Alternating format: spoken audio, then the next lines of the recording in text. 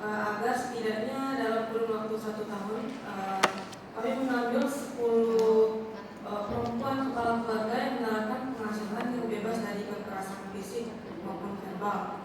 Dan ada satu sekolah dasar di Desa Rato yang menerapkan lingkungan sekolah yang aman tanpa bullying. Kemudian untuk analisis pemangku kepentingannya, yang terdampak pada isu yang kami angkat di atas tadi ada anak-anak dari ibu tunggal, kemudian perempuan kepala keluarganya sendiri. Kemudian untuk pihak yang mendukung dan dapat mempengaruhi advokasi tersebut, yang pertama ada komunitas perempuan permata yang sudah dibentuk bulan lalu di Desa Rato. Kemudian pemerintah Desa Ratanya sendiri, BPBD, kemudian Larimu juga, tim penggerak PKK, dan juga guru dan kepala sekolah di sekolah dasar tersebut. Kemudian untuk analisis datanya di Desa Rato terdapat 545 perempuan kepala keluarga yang sebagian besarnya memiliki anak yang masih berusia sekolah. Dari pengumpulan data di lapangan didapatkan bahwa beberapa anak yang diasuh oleh ibu tunggal tersebut sering menjadi bullying di lingkungan sekolahnya, dan tidak jarang juga di lingkungan keluarga juga mereka mendapat kekerasan verbal maupun fisik. Jadi ketika ibunya sudah merasa kelelahan atau stres dengan pekerjaan yang sudah dilakukan di luar, maka nanti anaknya yang bakal mendapat pelampiasan dari emosi ibunya tersebut. Kemudian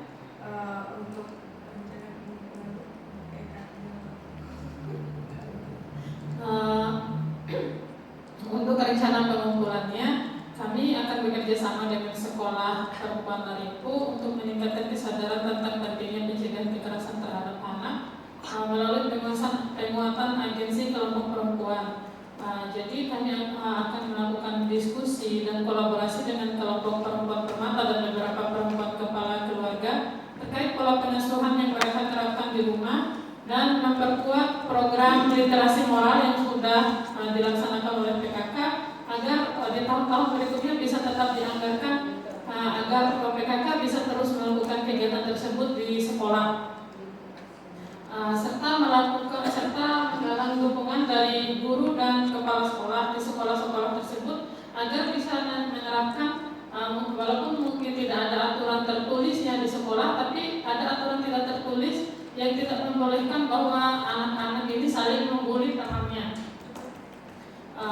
Kemudian strategi pesannya adalah Desa Rato dia memiliki 3.422 warga perempuan yang di mana di 545-nya itu adalah kepala keluarga perempuan.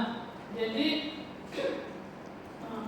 karena hal demikian secara tidak langsung memaksa ibunya ini mengambil semua peran, karena entah dia menjadi ibu tunggal karena suaminya meninggal atau karena dia berpisah dan sebagainya, itu otomatis semua beban di dalam keluarga itu akan berpindah kepada ibunya. Jadi ibu ini dia harus memikirkan ekonomi dan bagaimana pengasuhan keluarganya, apalagi jika keadaan di luar, keadaan sosialnya, lingkungan kerjanya maupun lingkungan keluarganya ini tidak mendukung keadaan ibunya. Jadi itu akan semakin menambah beban kepada si ibu ini, sedangkan si ibu ini tidak punya tempat untuk menyalurkan emosinya atau stresnya. Jadi menurut pengamatan kami, kebanyakan kekerasan yang terjadi pada anak itu adalah dilakukan oleh orang-orang terdekatnya seperti ibu, walaupun mungkin kita mungkin sudah dinormalisasi seperti kata-katanya kayak gitu. Apalagi didikan orang terima itu keras, kayak mengumpat, mencaci maki dan sebagainya, itu sudah menjadi hal biasa. Padahal kita tidak memikirkan apa efeknya bagi anak. Dan di sekolah, anak-anak yang dibesarkan oleh ibu tunggal itu sering menjadi korban bully. Bisa karena mereka dibully oleh temannya, karena mungkin dia tidak seperti anak-anaknya yang lain, karena dia tidak punya ayah dan sebagainya. Jadi tanpa kita sadari, anak secara tidak langsung menjadi korban kekerasan, dan itu kita tidak sadar. Mungkin ibunya juga menganggap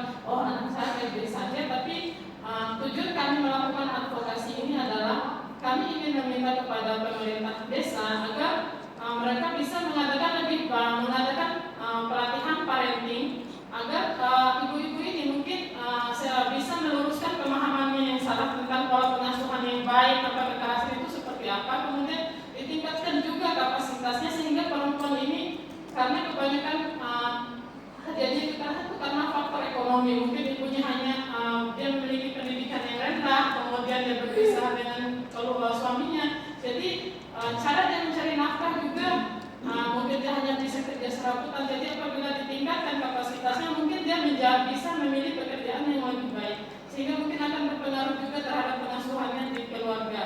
Kemudian kami juga ingin mengadvokasi terkait dengan untuk PKK-nya sendiri, mereka bisa tetap melanjutkan kegiatan literasi moral itu sehingga mereka bisa mendidik atau mengedukasi siswa di sekolah agar tidak melakukan bullying terhadap temannya, dan sekolah juga bisa menerapkan aturan untuk menerapkan lingkungan sekolah tanpa bullying. Karena yang kami lihat, sekolah sekarang sudah tidak menjadi tempat yang aman dan menyenangkan untuk anak, karena anak-anak merasa tidak nyaman dibully oleh teman-temannya. Jadi kami ingin merubah hal-hal yang seperti itu, karena kami ingat dulu waktu kecil kami sekolah itu bahagia, bahkan hari Minggu pun ingin sekolah. Beda dengan keadaan anak-anak kami sekarang, karena lingkungan dan pola pendidikannya mungkin yang berbeda.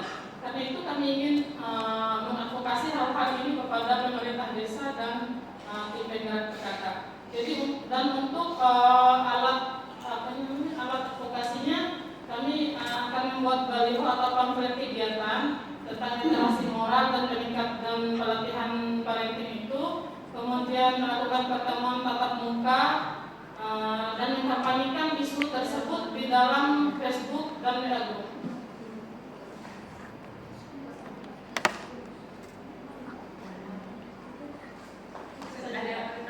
Oke, makasih Kak Dia, Kak Eka. Mungkin kalau dari saya ada beberapa follow up ya. Yang pertama itu saya ingat kan kemarin Kak Eka sama Kak Dia cerita bahwa akar masalahnya ini adalah perempuan ini punya beban ganda, yang artinya mungkin berbeda dengan perempuan yang tidak bekerja gitu ya.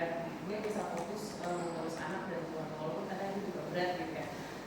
Tapi ketika perempuan dengan beban ganda terus diminta untuk mengikuti pelatihan tentang parenting, menurut Kak Dia ini termasuk yang nanti menambah bebannya dia atau mengurangi bebannya dia? Karena takutnya kemarin kan video lainnya sempat cerita perempuan yang punya beban ganda ini sering mendapatkan stigma ya, bahwa di kantor dia dibilang mungkin gak profesional, di rumah dia bilang dia gak pintar ngurus anak gitu ya, tinggal-tinggal. Nah, kalau misalnya kita membebankan pelatihannya ke ibu-ibunya aja, saya tuh khawatir takutnya kita tuh malah jadi menambah stereotip terhadap single parent ini gitu. Kira-kira ada bayangan kayak gitu cara psikologinya, terus gimana supaya nanti pelatihannya atau penyuluhan yang dilakukan tuh tidak bikin si ibu-ibu single parent itu tambah stres gitu.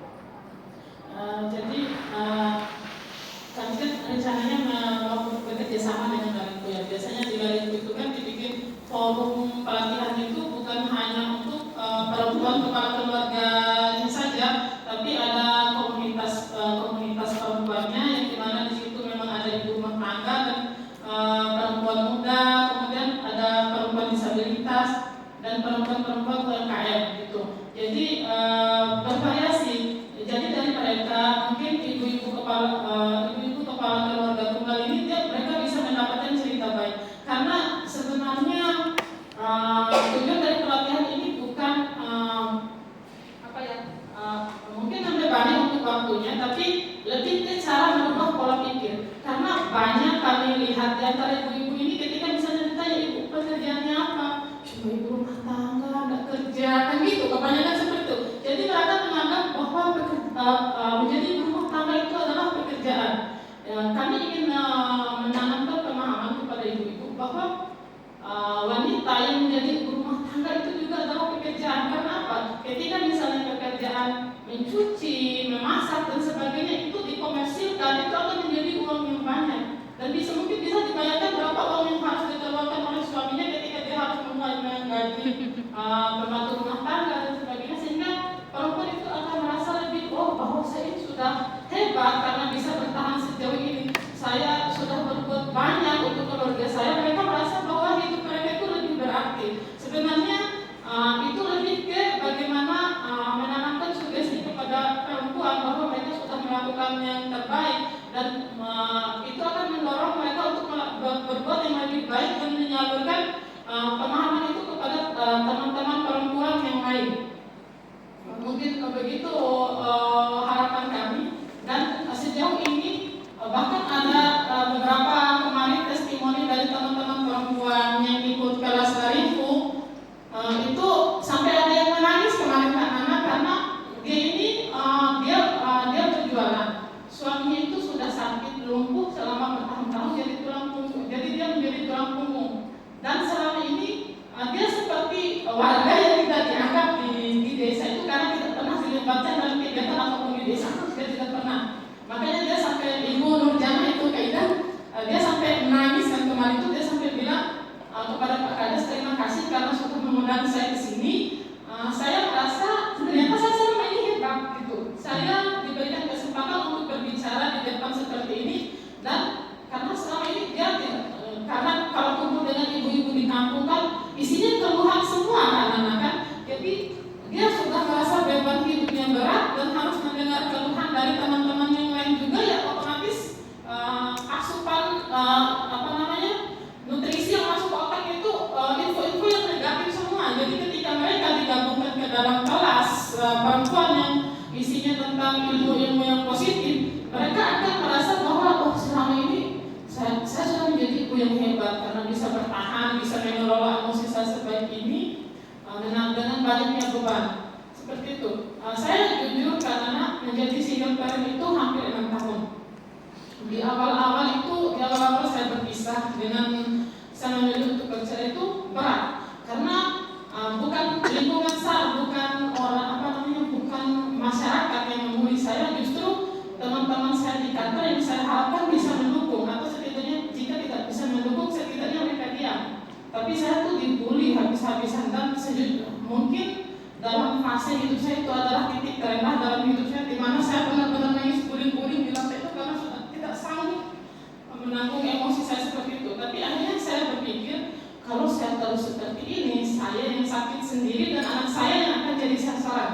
Maka saya memutuskan apapun perkataan orang, kalau itu tidak baik untuk saya mulai menyingkirkan asupan-asupan negatif yang masuk ke otak saya itu, dan saya mulai melakukan aktivitas di luar yang sekiranya bisa mengalihkan saya dari pikiran-pikiran negatif itu.